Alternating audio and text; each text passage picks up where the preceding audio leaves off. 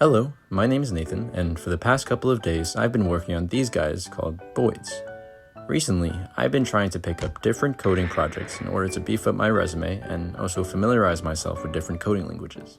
For example, I made this rotating cube about a month ago, which I used to get more familiar with HTML. While thinking of another project I could do, I remembered this video by Sebastian Lake and figured I'd go ahead and try to make my own boids. Boids are objects that are meant to simulate how birds move together in flocks, but they do so by only following three rules: separation, alignment, and cohesion. A lot of people have made them before, and there's plenty of articles and videos about them, so if you want to learn more about them, I'll put some links in the description.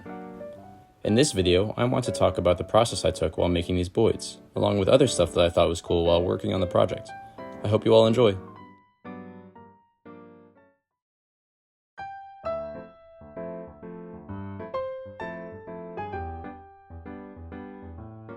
Before I could start implementing any rules into the boids, I first had to make an object that can move around the screen. Throughout this project, I wrote my ideas down in a notebook to organize my thoughts. Here, you could see my initial thoughts starting off.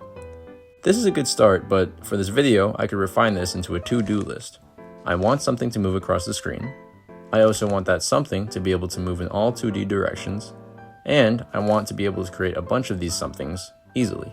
Now that we have a clear roadmap of what I worked on, let's get into it. The first bullet point wasn't that bad. I had to deal with this in my previous project to get these vertices moving, so I was pretty familiar with the code. To make something move in JavaScript, we use this function called setInterval. We're basically telling the computer to do this thing every X milliseconds. So in this example, the computer is increasing the square's X position 10 pixels every 10 milliseconds. If you're familiar with Minecraft, then the second argument here kind of controls the tick speed of the program. Using setInterval, I was able to handle the movement of the boids. Little by little, I tweaked the code so that the square would behave in a bunch of different ways, bouncing off walls, going at a different angle, and then eventually spawning in random positions and going in different predetermined directions. In the process of doing all this, I asked my friend to give me a color, and I ended up using this color and the background color as a basis for this palette, which I use in the final version of this project and also for all this video's assets. In order to automate making the boids, I made a class for them so I can make boid objects. This would be extremely important since it would allow me to make a bunch of independent objects that could all behave the same way. Here's a quick review on classes and objects, just in case you aren't familiar with them. The boid class is basically a blueprint for boid objects. This class contains everything that a boid object will have, like class variables and class functions. When I use this new keyword, I can make a new boid object like this and store it in a variable and do whatever I want with it. The stuff inside the parentheses are specifications for how the boid should be made. For example, here's its initial position in X and Y coordinates, here's its initial speed, and here's its initial angle. There's a lot more stuff to classes and objects, but I'm not going to go over it in this video because there's too much to cover. I'll leave some Wikipedia links to these topics in the description if you're curious. Anyways, now that I have boid objects, I can now automate their creation by putting this line inside of a for loop. Once I got mass production down, I messed around with the starting conditions for the boids, as well as how many are created for about an hour because my monkey brain got caught up with making funny patterns with the squares.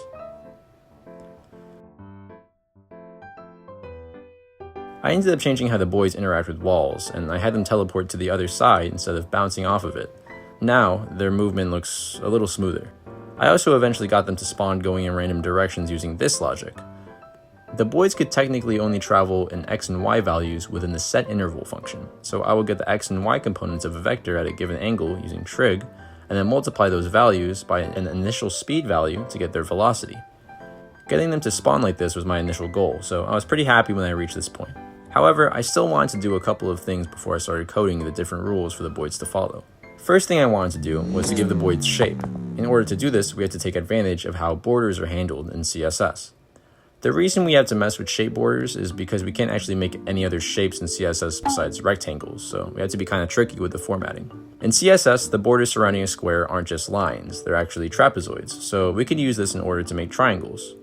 If we shrink a shape down to have 0 width and 0 height, then we're left with the trapezoids with 0 length on one of their sides, creating a triangle. Once we have these triangles, we can make the ones we don't want transparent, and then boom, we have a singular triangle. The other thing I wanted to do was to make the boids face the direction they were moving in. we already had a variable that tracks the boid's rotation, so we could use that to our advantage. I found out I could rotate the shape in CSS using this rotate function. However, CSS handles rotation like this, meanwhile the math trig functions I use handled rotation like this. When I rotated the boid's bodies, I actually had to rotate them by the negative value of the angle they're facing. I actually didn't realize this right away, so it took me a couple of hours to figure out how to get this logic working. But anyways, now that we have the foundation of the boids working, now we can start coding in the 3 rules.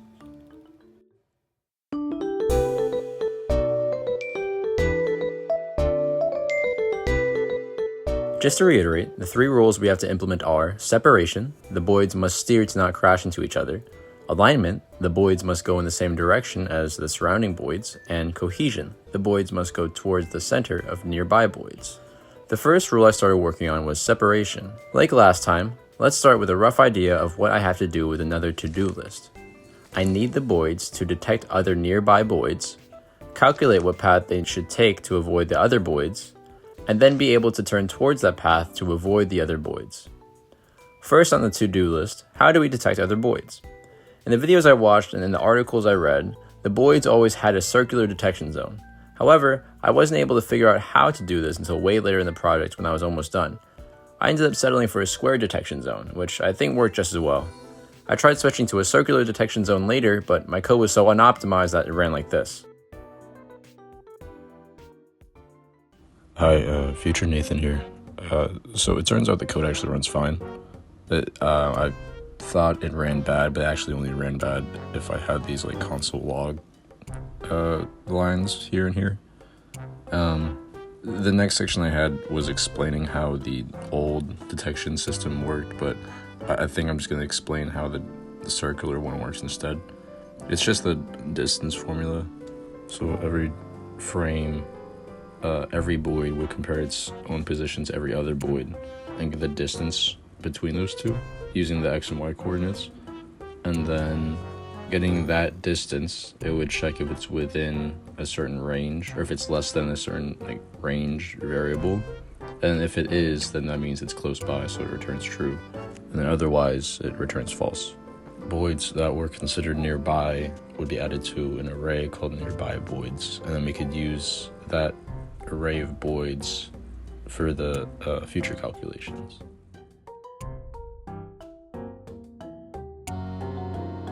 Now that we have nearby boids gathered in an array, we can start figuring out the math for finding the direction away from a boid. Given 2 boids, our target boid and the nearby boid, we can create a triangle using the difference between their x positions, y positions, and distance between them. If we're able to figure out this angle here and reverse it, then rotate our boid to face this angle, then now it's aiming to avoid the other boid, which is exactly what we need. We could find this angle by using the arctangent of the y side over the x side. Once we have that, we add 180 degrees to it to get the opposite angle of our result, and boom, we have the direction we want our boid to go in. However, we have a problem. If we have a boid here, then the results will be the same as this, and then we'll end up with an angle pointing towards a nearby boid instead of away from it. We'll get a similar result with boids in quadrants 2 and 4. In order to account for this, we add a conditional that adds 180 degrees only if the x position of a nearby boid is greater than the x position of our current boid. This bullet point on our to-do list isn't done yet, as we still need to figure out how to deal with multiple nearby boids. At first, I thought of doing the arctangent calculation we just did for every boid, and then taking the average of all the angles from these calculations. However, I found out that taking averages from angles sucks, and here's why. Let's say you have an angle of 20 degrees and another angle of 350 degrees. If we add them together, we get 370 degrees. Divide this by 2 to get the average, and we get 185 degrees. However, the angle 370 degrees is also the same as 10 degrees, so if we do 10 divided by 2, we get an average of 5 degrees. Which one of these answers is the correct one? For our purposes, 5 degrees is correct, but that's not always the case. For an example like 225 and 315 degrees, we would want this answer instead of this one. I can make up another conditional for this and work out the logic, but there's 2 problems with this. I straight up don't want to, and also using the arctangent function and division is expensive, so it would be faster if we instead do this. Instead of averaging angles, why don't we average all the nearby boids' positions instead? This way, we only have to do the arctangent function once, and we don't have to worry about the weird average angle stuff from earlier. Once I implemented this, I had the second bullet point done. Now that we have a direction we want our boids to face towards, we just have to figure out how we can make them turn towards that direction. We could just immediately rotate them to look in that direction, but that looks too choppy and I want something a little bit more smooth. We can achieve this if we only rotate the boid by a small amount each frame. The turning is handled by this turn function, so we could either rotate it by a negative number to rotate it clockwise, or by a positive number to rotate it counterclockwise. But which way should the boid rotate? Clockwise or counterclockwise? It should just take whichever path is shortest between the current angle and the desired angle, right? Yes, but the math for this gets complicated since angles loop back to 0 once they reach 360 degrees. For example, let's look at this logic statement. If the difference between our current direction and the desired direction is positive, then move clockwise. Otherwise, move counterclockwise. This works for a handful of cases, but it starts falling apart once you start looking at cases like this, or like this. There's a bunch of weird cases like this, but I eventually found some logic that was easier for me to understand once I started thinking of angles like a repeating number line. Here's my train of thought. If I'm on this point in the number line and I want to go to this point on the number line, then I'll just go straight to it.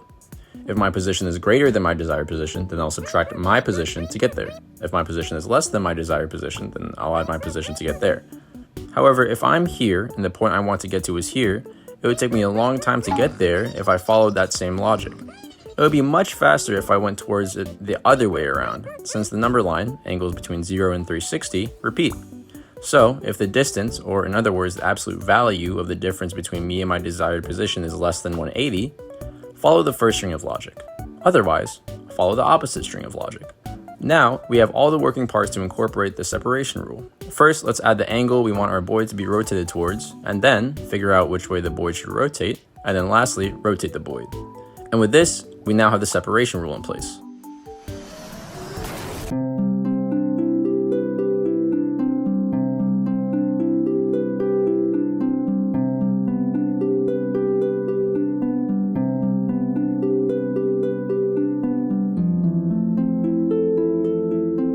Quick note before I talk about the next behaviors. I just explained all this stuff pretty straightforward, but it actually took me a week to figure all this out.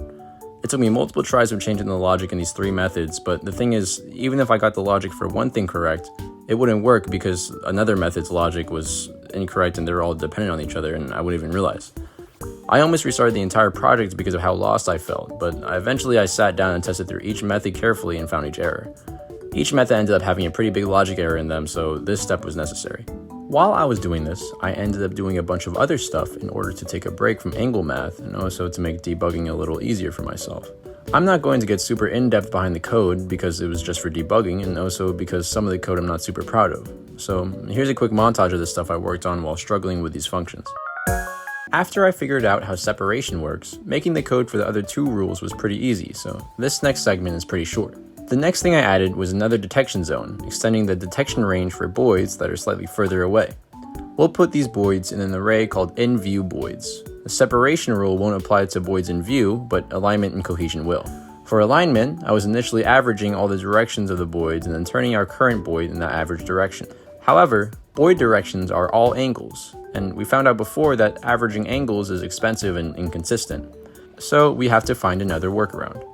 Similar to how we took the average of all nearby boids x and y positions before, now we're going to take the average of all the in-view boids x and y velocities instead. Using the same arctangent function, we could plug in these x and y velocity averages and get an average direction back. We plug this average direction into our turn towards function and then it works as intended. Next up, we have cohesion, and the code for this is almost identical to separation. All we have to do is flip this sign here so that the boids aim to go towards the center of the flock instead of away from it. You might think that cohesion and separation would cancel each other out, but cohesion only applies to boids that are within view, not nearby. On top of this, we can put the cohesion and alignment rules within a conditional so that they're only applicable if our target boid is far enough away from a set amount of boids. This way, separation can be prioritized when the boid flocks become too dense. By changing this variable, we can control how dense the boid flocks become. After I put in the code for the alignment and cohesion rules, I finally had my first finished version of the boids.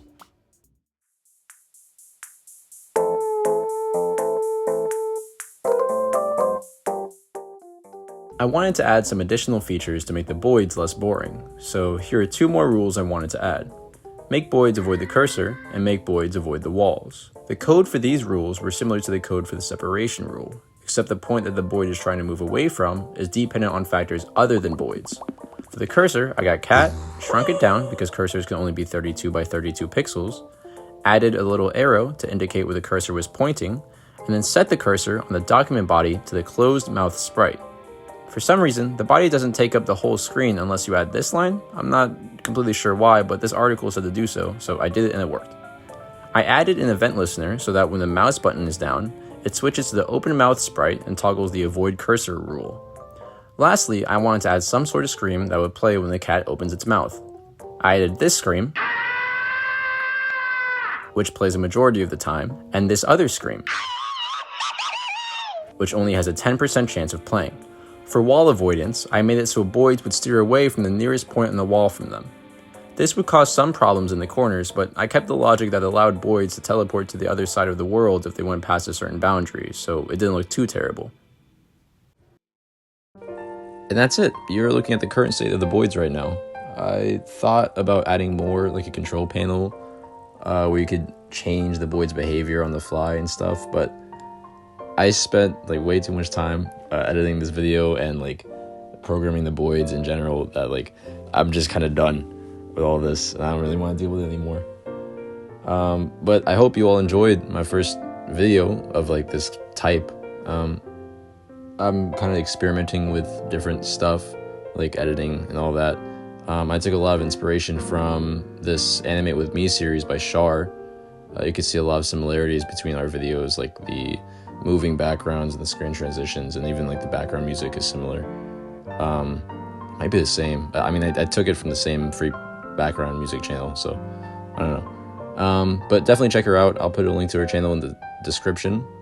And I don't know. I don't really have anything else to say. So, bye.